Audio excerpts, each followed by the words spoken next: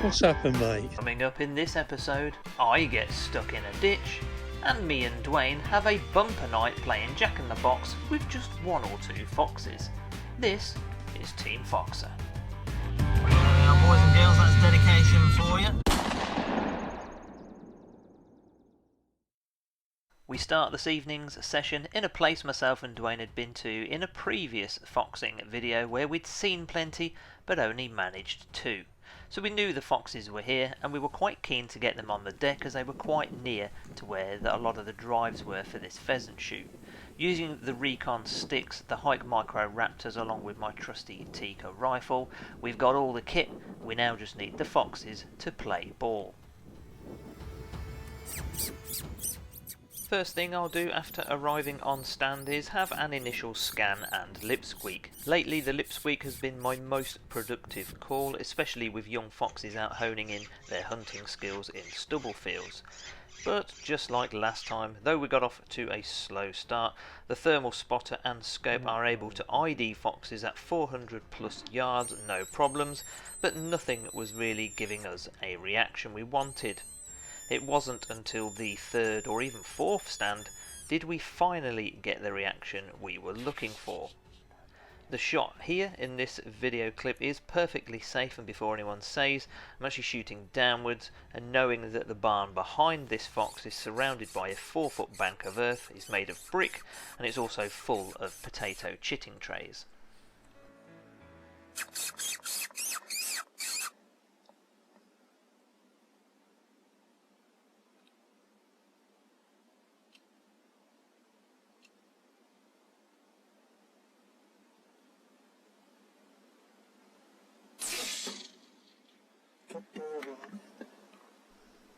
I get out the truck because I needed a pee, and it's often the case that where there is one cub, there is often more. Dwayne actually spotted a heat source right in the middle of the field. It didn't react to the lip squeak, but it did, however, start reacting to the slightly more powerful call being played here on the Icotec GC500 caller. This fox gave us a great reaction and came running in. Although, unbeknownst to me, I'd put the caller on the roof at a slight angle, and the slightest of breezes was enough to just knock it over.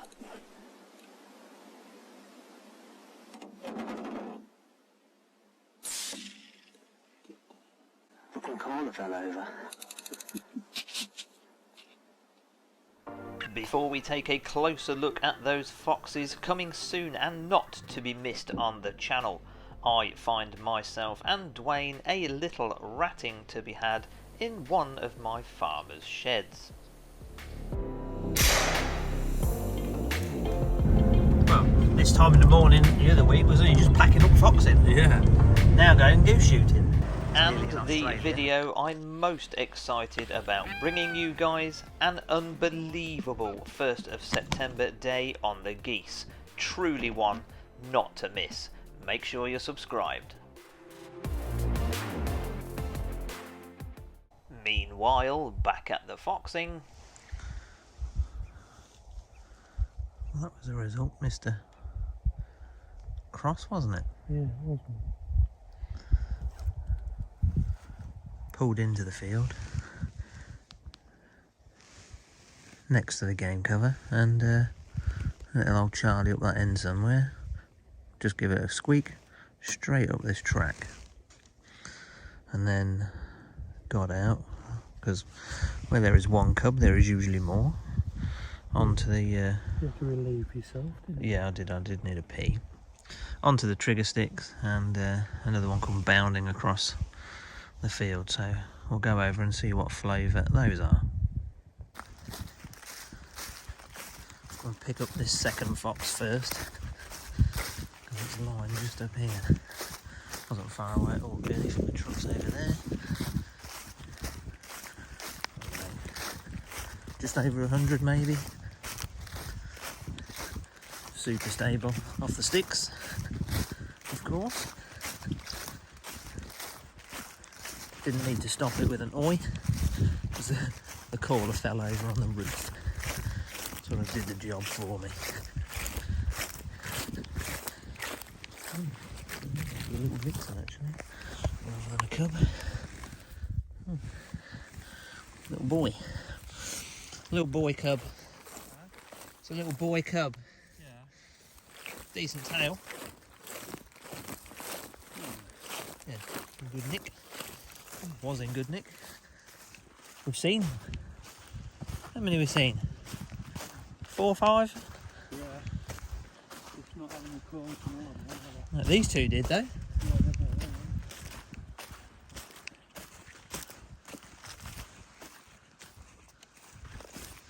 Perhaps a little bit further than I thought actually. Well, yet again, that's a few more birds saved. Like I said, too close for comfort. Pheasant drive here. Foxes here, and we've just left the other one on the track up there. So, as Dwayne said, it's taken us a while. Well, that's 2 down. They seem to be going in pairs lately. It's 3 or 4 trips out now, and that's at least 3 doubles on the same stand, all cubs. Not shot an adult for, I don't know, 10, 12 foxes now.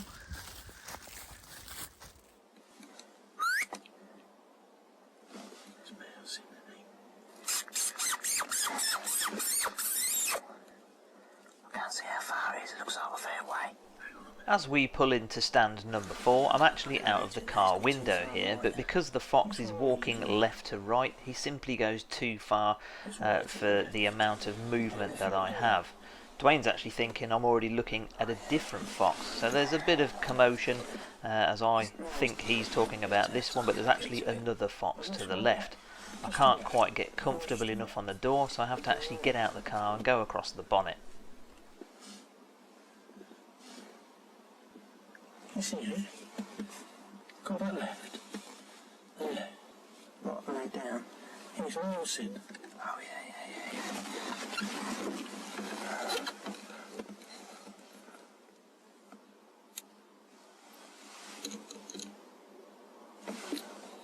I'm gonna go across the bonnet. I cannot get comfy on that door. So I'm now across the bonnet off the bipod. It's a bit more stable. This fox is at just over 230 yards.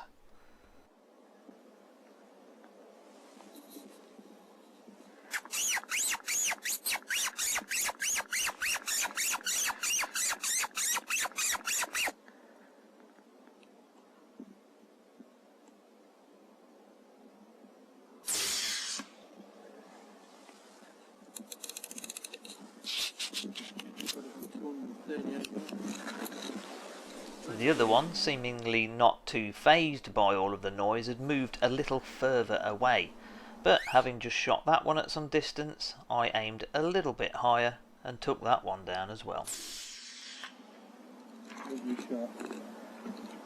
Decent play. That's better than what you think that is, you know? Yeah? How far do you reckon that is? Hey? How far do you reckon that is?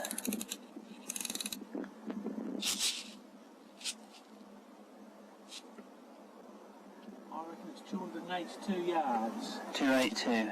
Yeah. So that one there, we just had another 2 actually, so that's 4 down, but that last one was a fair old way out there. So I'm now going to just take the thermal, walk out and range it back to the truck. Dwayne's going to sit here and we'll see how far that was. So got a bit of a trek across this field that's been cultivated. Well, in fact, it's been ploughed, so I'll try not to break an ankle, so I'll catch up with you when we get over there. Now, would you believe it? Keeping my eye on the prize, I spotted yet another fox in the same field I'm in. But I'm already over halfway there, so I make the judgment call to go in and get the retrieve to make it back to the truck to see if we can call in fox number 3 from this stand. I keep having a look around with the thermal to see if I've not disturbed it, and it must have disappeared into this small woodland. This is the fox that we've just shot at 260-ish yards. So, looks like it went in here. Came out there, so pretty good shot at that distance, but I'm being quiet because another 200 yards behind me there's another one. So I've got to try and get this back to the truck and put the caller on, see if we can get it in. All of a sudden, we go from a slow start to being overrun. I make it back to the truck and Dwayne's already out eyeing up fox number 4 from this stand. I slowly manoeuvre to the left along with the Icotec GC500 caller to draw the fox's attention away. Dwayne's to my right, keeping steady across the bonnet, though he forgets to press record, as we eye up this fox coming in. Remember, Dwayne's to my right, so again this is a safe shot because he doesn't yet have the house behind the fox, but he needs to stop it before it gets too far, and he swiftly takes the fox down. Literally a couple of minutes later, fox number 4, I believe this was the fox that I was in the field with, was also coming in to the same call. I'm not too sure if these foxes were just deaf to the sound of gunfire, but they certainly played ball when it came to the call. This one comes in and goes down in dramatic fashion as Dwayne remembers to press record.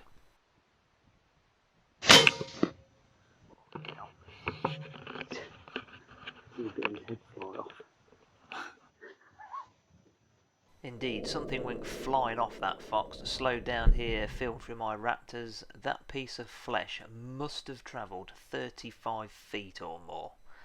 Dramatic indeed. Well, that was productive. This is the first fox I shot. Only got one at a stupid distance.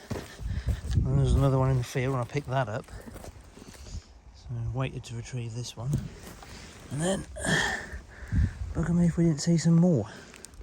So, Dwayne over there somewhere got on the bonnet and he just had 2. So that's 4 from here and 6 for the evening so far.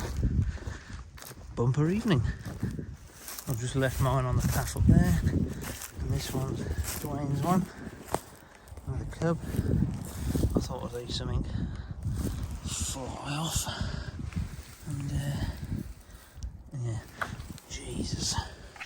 Well, here's something that's never happened to me while foxing before. So I'm retrieving that last fox there and filming that last piece when Dwayne rings me and tells me that there is a fox in the field with you if you look to your left. So I decide to crouch down and start lip squeaking.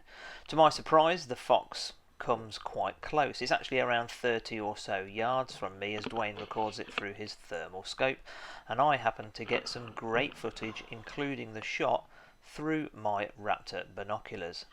The fox can't see me, but it's coming into the call.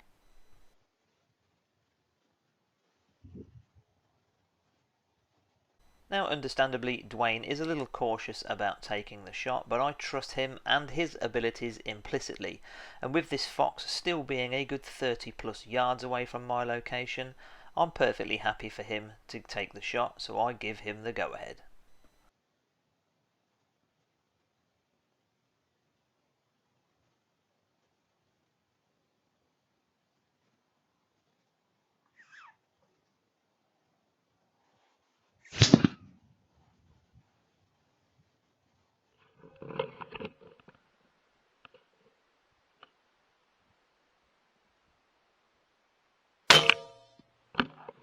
Interestingly enough, I'm perched around 140 yards away from Dwayne, and it was louder, the shot hitting the fox, than Dwayne's gun.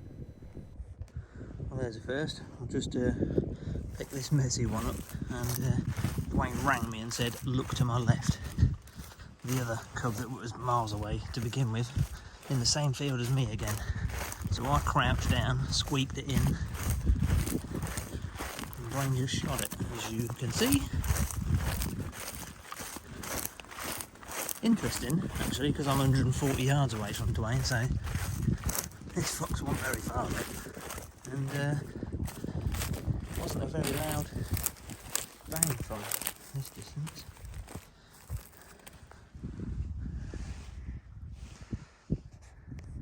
See how far that is back to Dwayne using the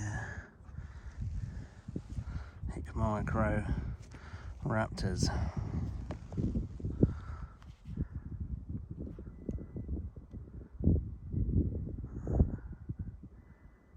...185 yards, 188-ish. So alright, man. What's happened, mate? I've got shit all over this hand. I just swallowed a chuffing bug. Really coffee fluxed up. Need a wee. Fucking sweating the piss off. Can't get out of this. Going. There we go.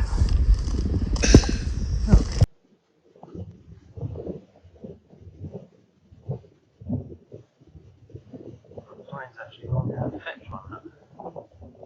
Since I've been out and fetched the one at 260 yards and the other 3 across a freaking dike. I've stung flies down his throat covered in crap. So I think that's only fair, don't you?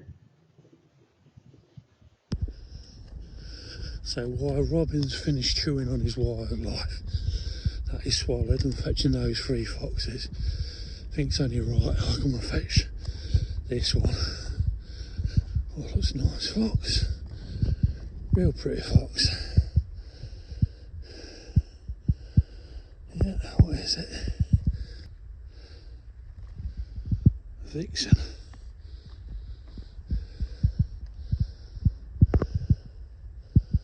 Yeah, really nice fox. On the way home, we bumped into 2 more, one being this lad, the first adult fox for a while.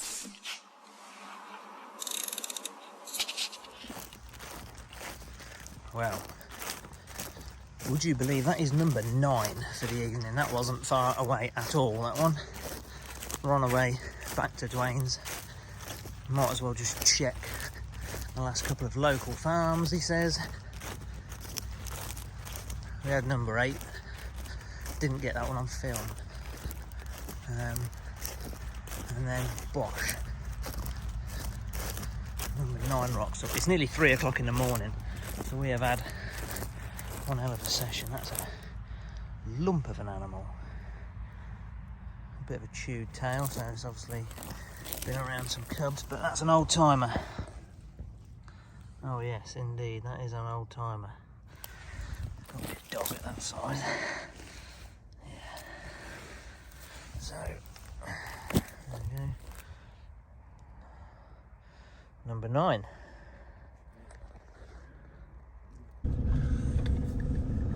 Well, there we are, boys and girls, that's dedication for you. We've just finished. It's nearly 4:15 in the morning. Can't quite see it, but just over here, the sun is on its way up. It's getting light. Breaking light. So it's time to go home, get some cereal, put some stuff away and get to bed. Cheerio.